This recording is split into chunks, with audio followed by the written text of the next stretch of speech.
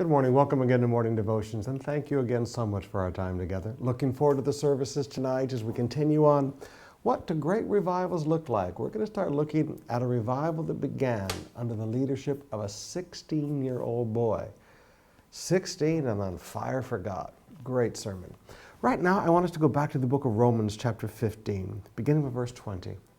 Sometimes we forget that when we put together the different accounts of Paul's salvation and his encounter with Christ on the road to Damascus in Acts 9, Acts 22, Acts 26, that the call of God that came to Paul's life redefined who he was. He now sees himself as a servant. He now sees himself as an instrument, as a tool of God. When God wants to do something, Paul said, God picks me up and uses me.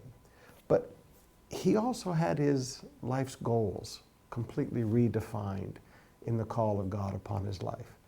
Paul says, my goals are different now. My goal is to go to the Jew and the Gentile and turn them from darkness to light and bring the freedom of salvation to them.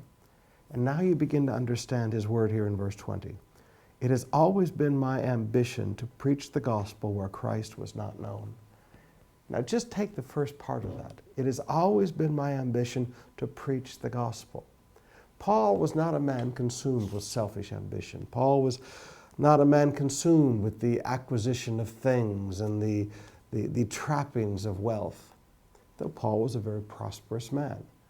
Paul's ambition, if you want to know what drove Paul, was a desire to preach the gospel. Now I'd like to challenge all of our leaders today especially. Let's conquer the other ambitions that fill our heart, and let us allow one great ambition to redefine us. Let allow one great goal of life to define us, and that is a goal to preach the gospel, to preach the good news.